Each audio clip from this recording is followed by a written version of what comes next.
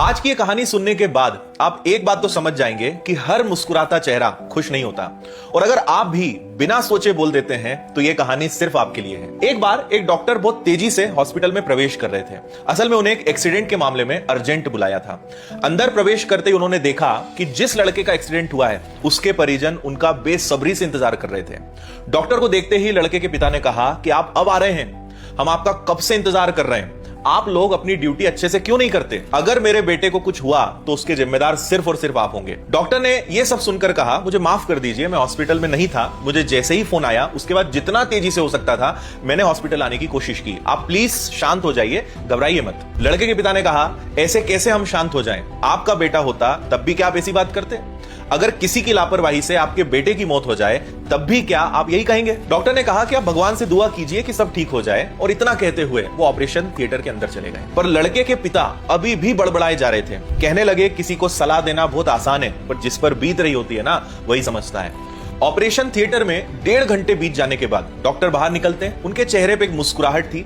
उन्होंने सभी परिजनों से कहा कि आपका बेटा खतरे से बाहर है। यह सुनकर सारे परिजन काफी खुश हुए और डॉक्टर से और सवाल करने लगे कि डॉक्टर साहब, हमारा बेटा कब तक ठीक हो जाएगा, हम उसे घर कब तक ले जा सकते हैं। पर डॉक्टर जिस तेजी से आए उसी तेजी से वापस जाने लगे और उन्होंने कहा कि अब बाकी सारे प्रश्न आप नर्स से पूछ लीजिए, मुझे अर्जेंट जाना है। वही पास में खड़ी नर्स से परिजनों ने कहा कि इस डॉक्टर को इतना घमंड क्यों है? क्या ये 2 मिनट रुक के हमारे प्रश्नों के जवाब नहीं दे सकते थे? नर्स की आंखों में आंसू थे। उसने दर्द भरे स्वर में कहा कि दरअसल आज सुबह ही डॉक्टर साहब के बेटे की एक दर्दनाक एक्सीडेंट में मौत हो गई है और जब हमने उन्हें फोन लगाया तब वो अपने बेटे का अंतिम संस्कार ही करने जा रहे थे। पर वो यहां आए और आपके बेटे का इलाज करने के बाद अब अपने बेटे का अंतिम संस्कार करेंगे। यह सुनकर सारे परिजन निशब्द हो गए। दोस्तों, बहुत बार ऐसा होता है कि बिना पूरी स्थिति समझे हम तुरंत रिएक्ट कर देते हैं। हम अपने गुस्से, अपने डर में कभी कभी उन्हीं लोगों को चोट पहुंचा देते हैं जो वास्तव में हमारा ही भला चाह रहे होते हैं।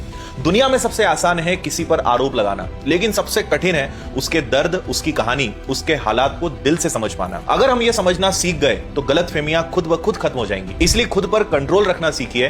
पहले हालात को समझिए फिर बोलिए, क्योंकि शब्द लौटकर कभी नहीं आते। और आखिरी बात, अगर सामने वाला मुस्कुरा रहा है तो यह मत समझ लेना कि वो अंदर से भी खुश है। हो सकता है वो अपने अंदर कई बड़े तूफान छुपाए बैठा हो।